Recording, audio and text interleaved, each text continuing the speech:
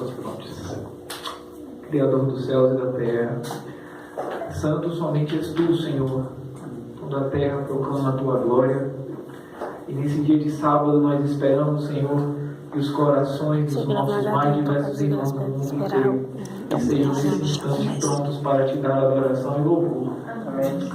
Por favor, ó Pai, eu peço que aquele que já está aqui e que cumpre boa obra em nós, transformando o nosso coração, o Santo Espírito de Deus, que Ele esteja na nossa consciência, nos ajude a entendermos a mensagem, que Ele esteja no nosso coração, fazendo com que essa mensagem não apenas seja escutada, mas também transforme as nossas condutas, os nossos comportamentos e pensamentos. Amém. Faz com que essa mensagem seja prática, Senhor, que não seja apenas ouvida, para que assim nós possamos construir a nossa casa sobre a rocha, que é Cristo Jesus, nosso Senhor. Amém.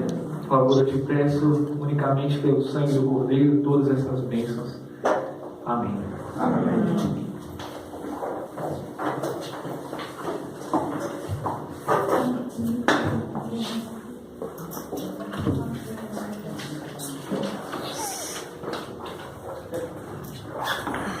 Eu queria fazer uma pergunta para vocês. Todos vocês me ouvem esse microfone?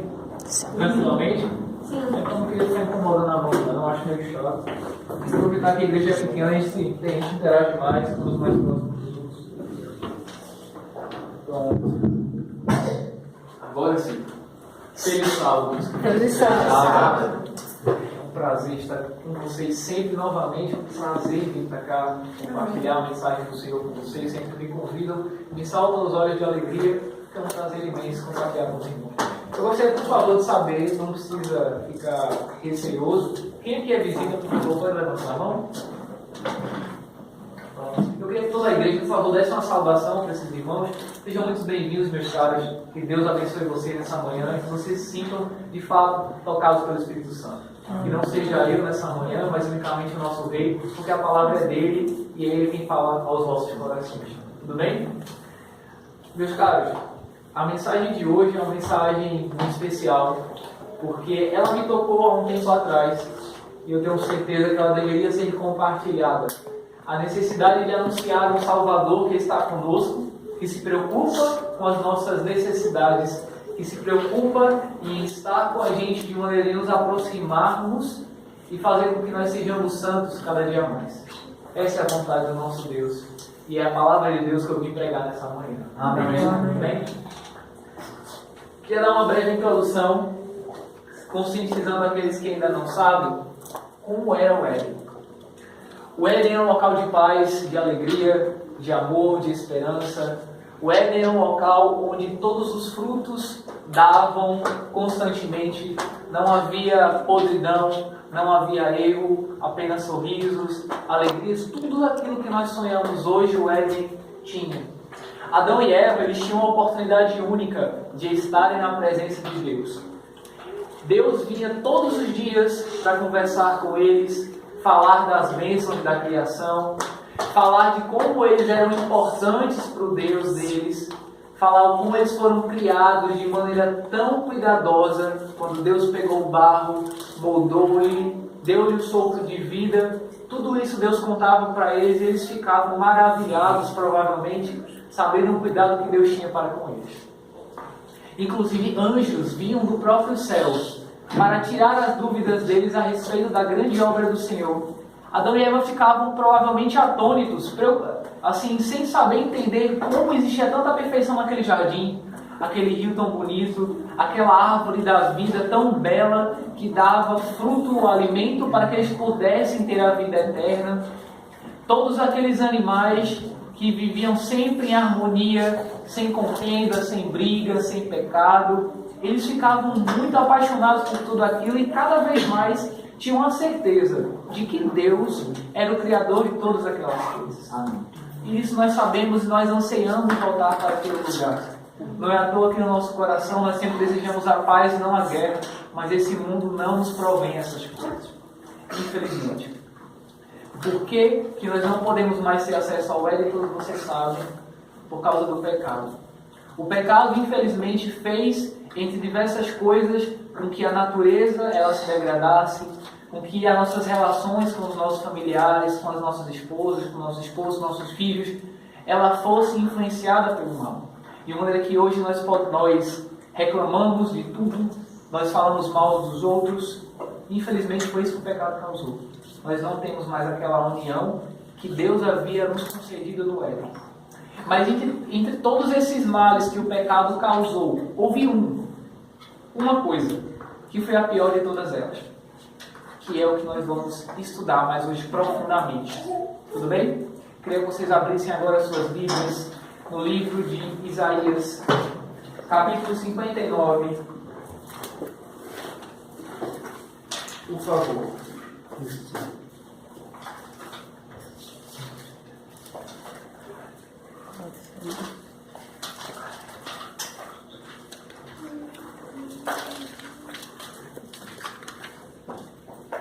Vocês encontrarem, vocês dizem um amém, por favor. Amém. Amém. Isaías 59, eu gostaria de ler com vocês o verso 2. Apenas o verso 2. Mas as vossas iniquidades, ou seja, os seus pecados, fazem separação entre vós e o vosso Deus. E os vossos pecados encobrem o seu rosto de vós, para que vós não vos ouçam. O que esse verso quer dizer? Isso quer dizer que o nosso pecado, a nossa transgressão, a nossa rebeldia, a nossa maldade, tudo isso que nós temos enquanto seres humanos, tudo isso causa separação entre nós e Deus. Ou seja, se o pecado ele concedeu essa separação, como era no Éden? Exatamente da maneira como eu descrevi. Os homens estavam em plena comunhão com Deus. O homem podia ter acesso a Deus, os homens conversavam com Deus. Você conversava com Jesus, pense em que bênção seria essa. As pessoas tinham pleno contato com Deus. Mas quando o pecado entrou, Adão e Eva foram obrigados a saírem do Éden. Por quê? Porque agora eles não eram mais santos, eles eram pecadores. E sendo pecadores, no local que habita a santidade não pode habitar o pecado, porque essas duas coisas elas não se encontram. Isso é um exemplo, João capítulo 1. João escreve o seguinte: olha, a luz veio ao mundo, mas os homens não desejaram a luz porque as suas obras eram más.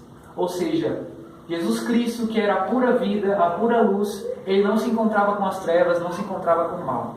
E não seria diferente no Éden também. Por causa disso, os homens foram obrigados a se separarem de Deus. E por isso que hoje é tão difícil para a gente, cara, manter uma relação com Deus. Porque nós nos separamos de Deus cada vez mais.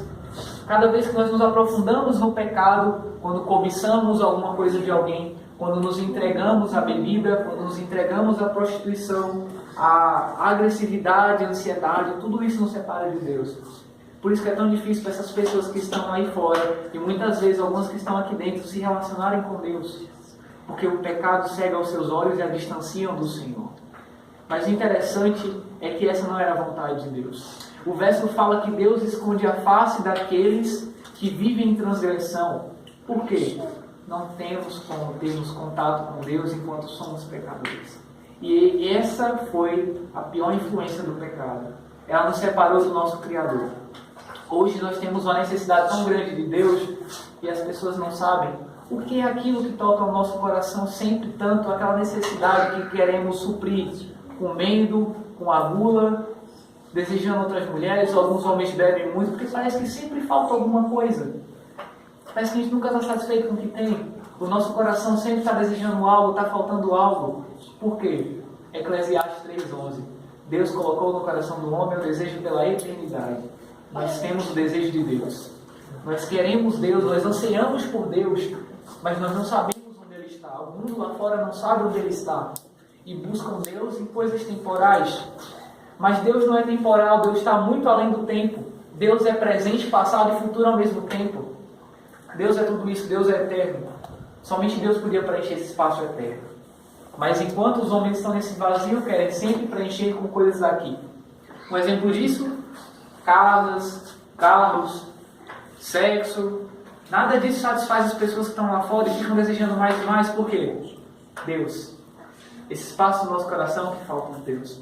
E por que isso? Porque o pecado fez separação entre nós e o nosso Deus. E se hoje você veio para cá, é porque você quer diminuir essa separação. É porque você quer se aproximar do Senhor Jesus. E é isso que eu espero. Amém? Amém. Queria que vocês compreendessem um outro detalhe agora para continuar na nossa pregação. Vamos para Êxodo, capítulo 3.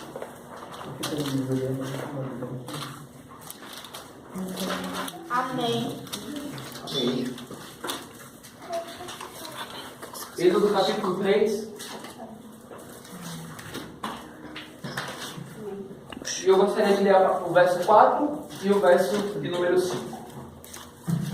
Deus se conversando com Moisés, ele falou o seguinte: vendo o Senhor que ele já se voltava para ver, Deus, do meio da sarça, o chamou e disse: Moisés, Moisés. Ele respondeu: eis-me aqui. Disse mais: eu sou o Deus de teu pai.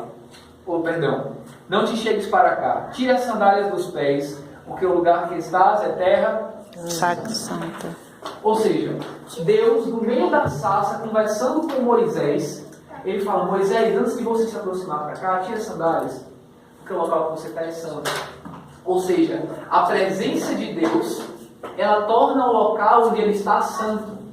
Por isso que esse templo aqui, meus queridos, é um local santo, porque Deus está aqui.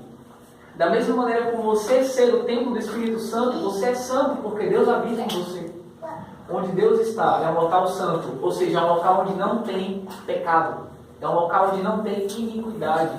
Mais uma vez repito, por isso que Adão e Eva se separaram de Deus, porque Deus ele não pode aceitar o erro, não pode aceitar a transgressão.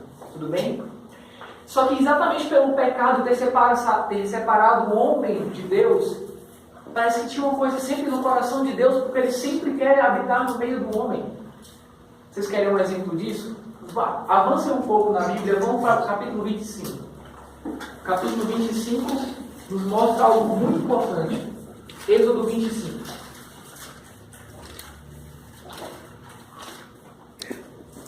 Amém? Amém. Êxodo 25, verso 8. E me farão um santuário para que eu possa habitar no meio deles. Opa! Os homens se separaram de Deus. E agora Deus não estava mais no meio do povo. Só que aí Deus está pedindo para Moisés: Moisés, prepara um local, um santuário, para que eu habite com vocês. Eu quero morar no meio de vocês. Onde quer que vocês estejam, eu quero estar também. Eu quero me preocupar com vocês, eu quero cuidar de vocês, eu quero manter o amor de vocês ligado a mim. Era esse o desejo de Deus. E esse fica expresso exatamente pelo verso: eu quero habitar no meio de vocês. E como vocês sabem, o povo de Israel, ele estava no Egito, passou 400 anos no Egito. Ou seja, eles sofriam impunidade, eles sofriam castigos. E eles viviam cada vez mais sendo subjugados. Tinham que fazer diversas coisas para os egípcios. Construir templos, adorar deuses pagãos. E por causa disso, muitos dos povos de Israel esqueceram de Deus verdadeiro. E acabaram se envolvendo com a idolatria egípcia. Adorando o sol, adorando a lua, adorando jacarés, vários tipos de animais. Só que Deus queria que o povo se voltasse para Ele, saísse dessa escravidão e voltassem a conhecer o Deus verdadeiro. E o que é que Ele faz? Chama Moisés e pede para tirar o povo do Egito. Por quê? Porque Deus queria habitar no meio do povo e tornar ele o povo santo. Se eu me referir que onde Deus está é um local santo, se Deus morasse no meio do povo, quem seria santificado? O povo. O povo. Deus queria que o povo fosse santo. E para isso, Ele sabia que era necessário que Ele estivesse no meio do povo. Porque se as pessoas estavam em completa iniquidade, em completo erro e pecado, a única fonte de luz e a única fonte de santidade seria Deus. E Deus sabia disso. Não desistiu do povo. Por mais que as pessoas estivessem ali sofrendo e não merecessem absolutamente nada de bênção, Deus falou: eu quero estar ali com eles. Eu quero habitar no meio deles. Eu quero cuidar deles. Quando eles tiverem necessidade de chorarem à noite, ajoelhados diante de mim, eu quero poder me compadecer deles. Eu quero poder aceitar o sofrimento deles e cuidar deles. Essa era a vontade de Deus. Não é à toa que Moisés preparou o santuário e Deus habitava no meio do povo. E nisso, o povo era santificado. Ok? E isso eu acabei de contar em uma breve história de Israel. Mas como nós sabemos, o povo de Israel sempre se desligava. Sempre se desvirtuava.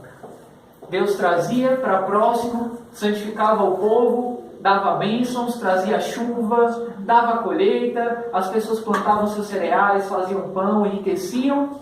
E quando estavam ricas, se sentiam abastadas e se desviavam do povo. E se desviavam de Deus. E se desviavam de Deus.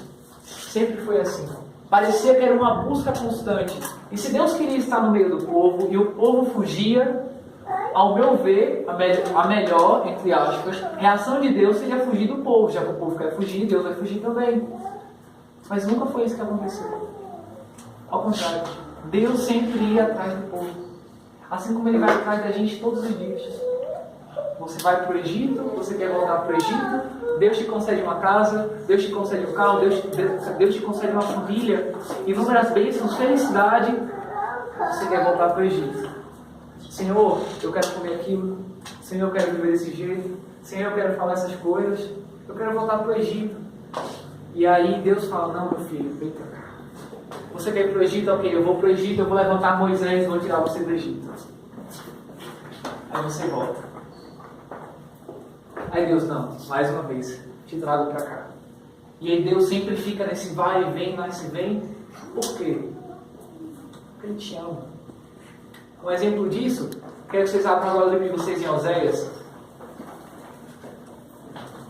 Um dos pequenos profetas do Novo Testamento, ou do Antigo Testamento. Lá para o final, depois de Daniel.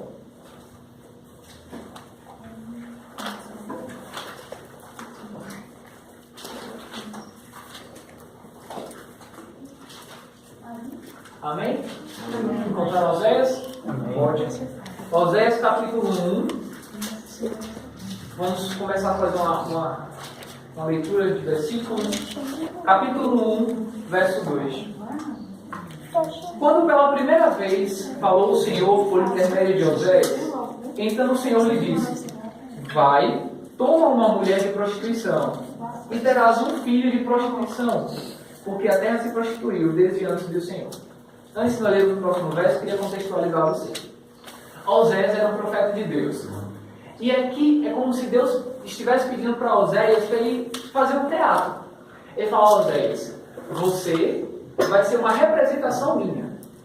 Ok? E eu quero que você vá e se case com uma prostituta. Isso seria até um comportamento de Deus um tanto quanto estranho para nós hoje. Assim, se ele aparecesse para você, Caio, e falasse: Caio, se casa com uma prostituta.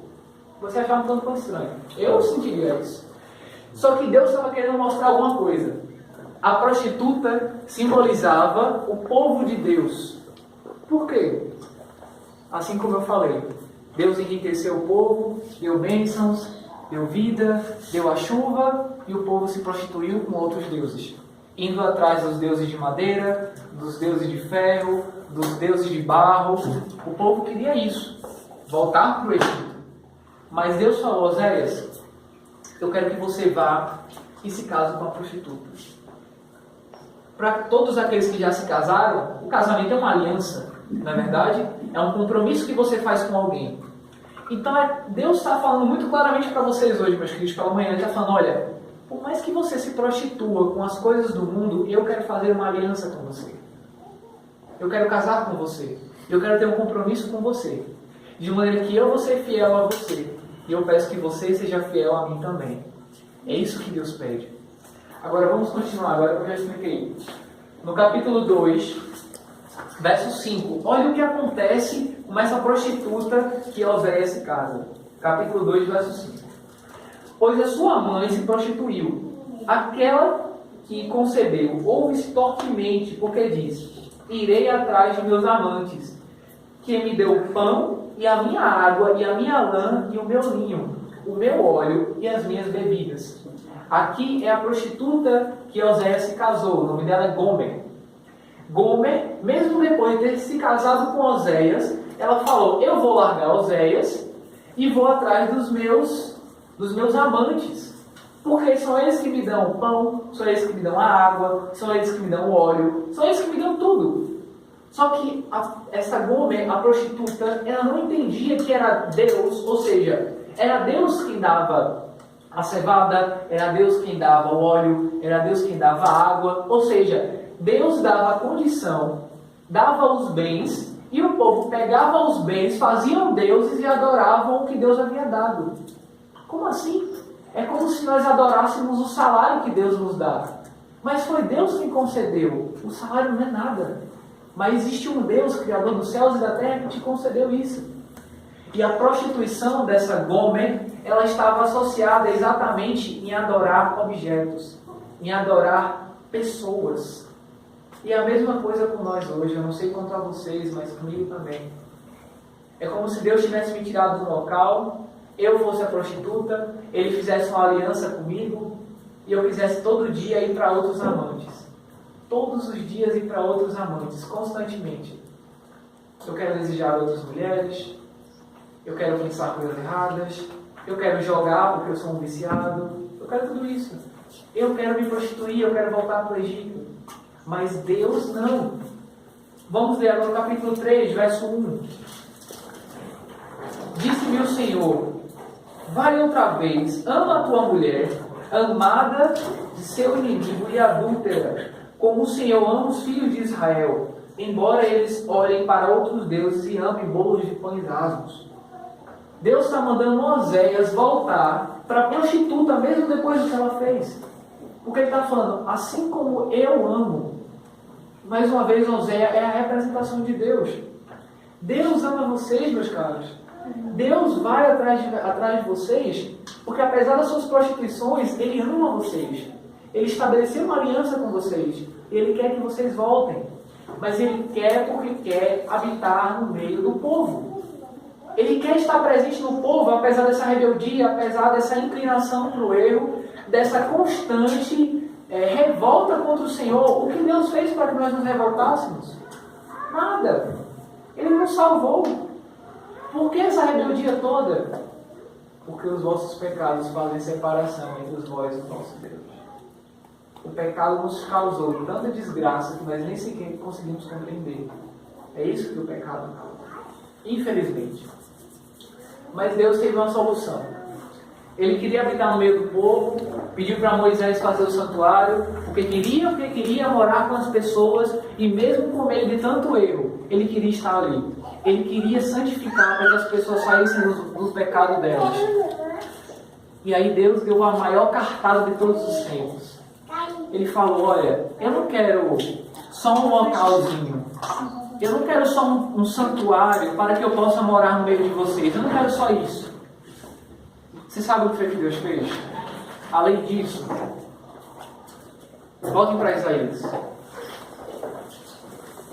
Isaías capítulo 7.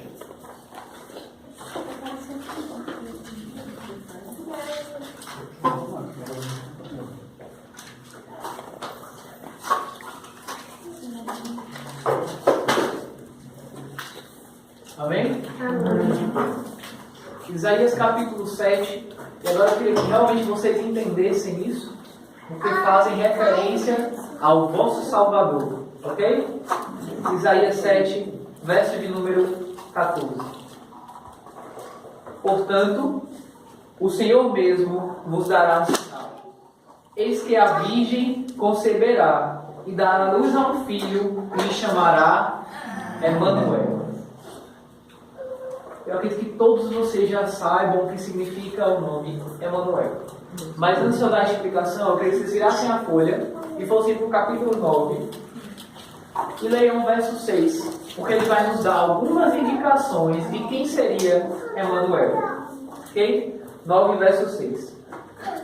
Porque um menino nos nasceu, um filho se nos deu, o governo está sobre os seus ombros, e o seu nome será Maravilhoso Conselheiro, Deus Forte, Pai da Eternidade e Príncipe da Paz. Essas duas crianças que o capítulo 7 e o capítulo 9 estão falando são a mesma pessoa. Emanuel significa Deus conosco. E no capítulo 9 fala, olha, a virgem vai conceder e vai dar à luz alguém chamado Maravilhoso Conselheiro, Deus Forte, Pai da Eternidade e Príncipe da Paz. Ou seja, Deus conosco. Quem foi esse Deus conosco? Jesus Cristo. Ele é o Pai da Eternidade, por quê? Porque Ele nunca foi criado. Ele é eterno. Desde antes do início, que não houve início, Até o depois do fim, que não vai haver fim, Ele sempre esteve lá. Ele é um maravilhoso conselheiro. Ele é a melhor pessoa que você pode conversar. E Ele é Deus forte, porque não há nenhum outro Deus comparado igual ao Senhor nosso Deus. Amém. Esse é Jesus Cristo. Amém. Deus conosco. E eu queria que vocês se lembrassem, Êxodo 25:8. Me façam um santuário para que eu habite no meio de vós. Deus queria tanto habitar com o seu povo que Ele fez o maior sacrifício de todos os tempos. João capítulo 1.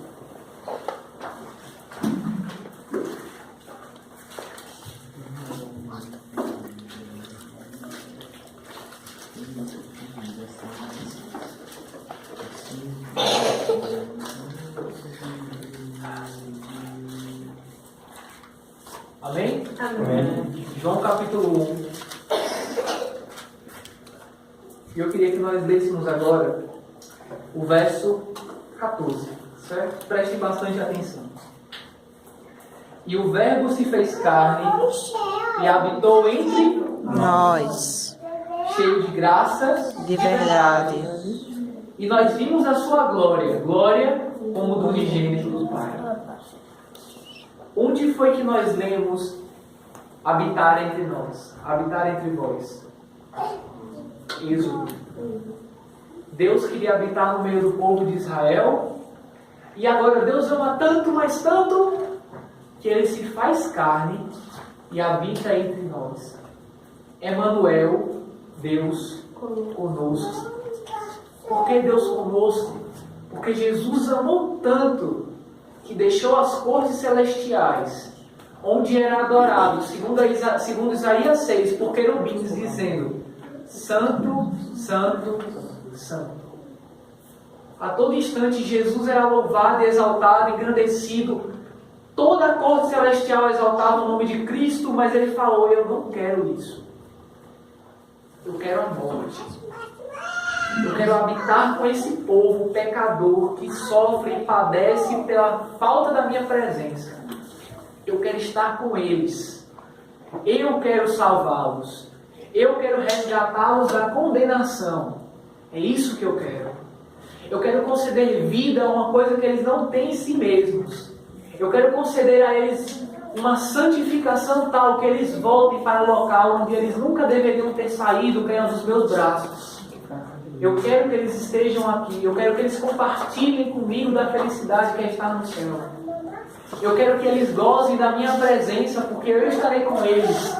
Porque eu serei Deus conosco. O Senhor nosso Deus nunca foi distante. Deus nunca deixou o seu povo. Se algum dia você clamou a Deus de joelhos, pedindo: Senhor, onde está você? Ele está com você. Ele está no seu meio, Ele está em você. Porque Ele é Deus contigo. Esse é o nosso Deus. O nosso Deus não está comportado em uma madeira. Ele não está comportado em uma imagem. Ele está em todo lugar, mas principalmente aqui. Se você agora está sentindo alguma coisa, é a presença de Jesus Cristo em seu coração. Porque Ele habita em nós. Por meio do Santo Espírito de Deus. Amém.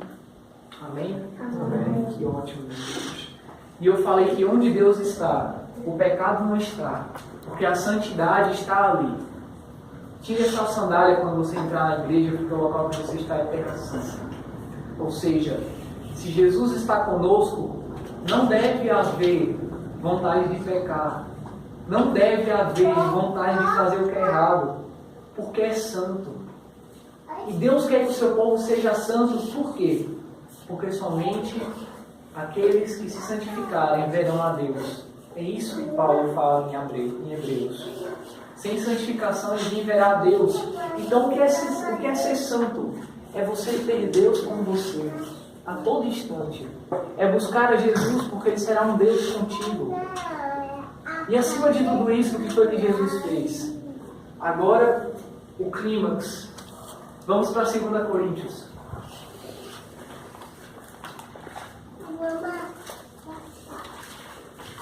2 Coríntios, capítulo 5. Entendam bem essa mensagem. Amém. Amém? Hebreus capítulo 5, verso... 2 Coríntios, perdão. 2 Coríntios capítulo 5, verso 18 até o verso 21. Assim está escrito. Ora, tudo provém de Deus, que nos reconciliou consigo mesmo por meio de Cristo e nos deu o ministério da reconciliação. A saber que Deus estava em Cristo, reconciliando consigo o mundo, não imputando aos homens as suas transgressões, e nos confiou a palavra da reconciliação, de sorte que somos embaixadores em nome de Cristo, como se Deus exortasse por nosso intermédio. Em nome de Cristo, pois, rogamos que nos reconcilieis com Deus.